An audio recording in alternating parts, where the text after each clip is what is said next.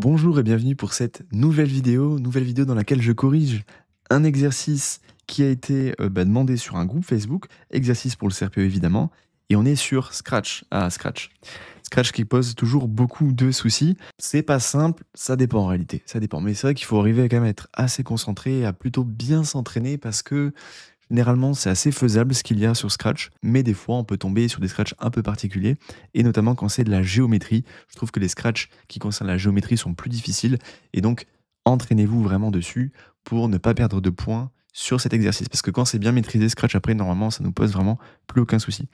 Donc regardez ce qu'on a. Bonsoir, exercice Scratch de mon fils en 5e, il a eu 10 sur 10. Pourtant, quand on reproduit sur Scratch, ça ne fonctionne pas. Quelqu'un peut me donner une solution que j'essaie à nouveau, s'il vous plaît, merci d'avance. Là, on est sur un exercice de Scratch qui n'est pas des plus simples, il faut avouer, c'est pas des plus simples, ça va demander quand même plusieurs strates de réflexion. On va considérer qu'on va commencer déjà le programme en étant ici au point au milieu. Stylo en position d'écriture. Je rappelle que stylo en position d'écriture, ça veut dire que si j'avance, ça va écrire. La figure suivante, composée de triangles équilatéraux de longueur 150 pas. Ok, donc on n'a que des triangles équilatéraux de longueur 150 pas.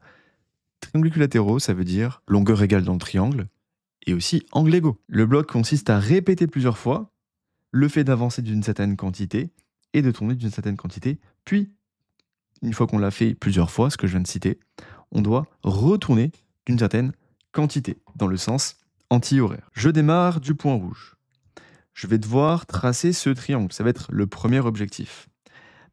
Vu que je sais que j'ai un triangle équilatéral de côté 150 pas, je vais avancer de 150 pas. C'est-à-dire que j'arrive ici, j'avance de 150 pas, donc je me retrouve à cette position. J'aime toujours dire que faire des points et des flèches, donc je suis ici dans cette position et dans ce sens, disons, dans cette direction et dans ce sens.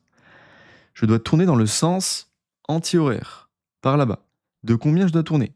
Alors là, peut-être qu'il y en a déjà qui peuvent se tromper, puisqu'on a envie de dire 60. On sait que c'est des triangles équilatéraux. Forcément, ça fait des angles de 60, je tourne de 60. Non, parce que 60 degrés, c'est ce qui est ici. Mais moi, je suis ici dans cette direction. Donc vu qu'ici j'ai 60, moi je dois tourner de cette quantité pour créer mon triangle équilatéral.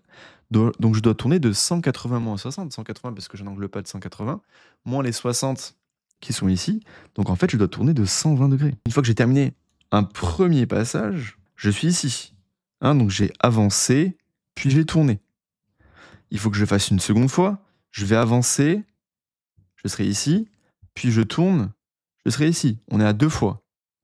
Et la troisième fois, j'avance, j'arrive ici, et je tourne de 120 degrés, je serai comme ça. Et donc, pour créer ce triangle équilatéral, on va avoir besoin de répéter 3 fois ces instructions pour faire un triangle. Donc, 3 fois, on va faire avancer de 150 et tourner de 120. Ça va nous permettre de tracer notre triangle équilatéral. Ok. Une fois que ça c'est fait, on se retrouve dans cette position, dans cette direction, et dans ce sens. On me dit que je dois tourner d'une certaine quantité. De combien est-ce que je dois tourner avant de répéter les instructions ci-dessus? Oui, parce que là, si je fais ça, je fais un seul triangle, mais moi, j'aimerais bien en faire 4 des triangles. Donc, il faut que je donne un petit peu d'angle, que je tourne mon stylo et son orientation pour pouvoir créer un nouveau triangle équilatéral.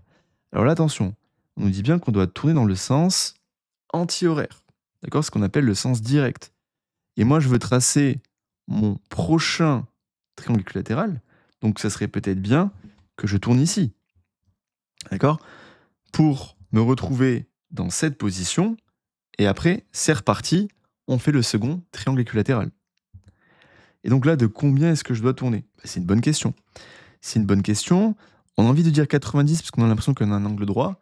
Alors, vu que Scratch, ça ne demande pas trop de justification généralement, en général, c'est marquer les questions, donner les réponses sans justifier.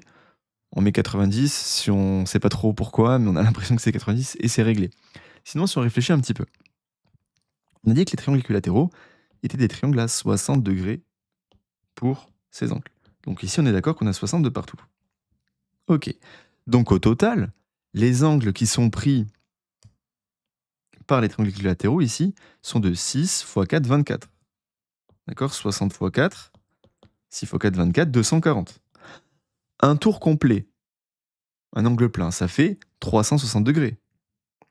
Donc finalement, si je fais 360 moins 240, ce qui fait 120 degrés, d'accord que 120 degrés, ça correspond à la somme de tous ces petits angles. Je répète, un tour complet, on va parler en tour, ça fait 360 degrés. Les angles qui sont pris par les triangles latéraux là, dans cet angle total, c'est 6 x 4, 24. Et du coup, ce qui va rester, ça va être des petits creux, d'accord, en termes de degrés. 120. Il y a 4 petits creux. Donc 120 divisé par 4, ça va donner la valeur d'un creux jaune. Ça fait 30. Donc ici, en fait, on a 30 degrés. Ici, on a 30. Ici, on a 30. Ici, on a 30. Ok, donc quand à la fin de ma première instruction, je me retrouve dans cette position, et on me dit qu'il faut que je tourne dans le sens anti-horaire, dans le sens direct, je tourne de 90, et là, je me retrouve, hop, si j'enlève ceci, je me retrouve dans cette position,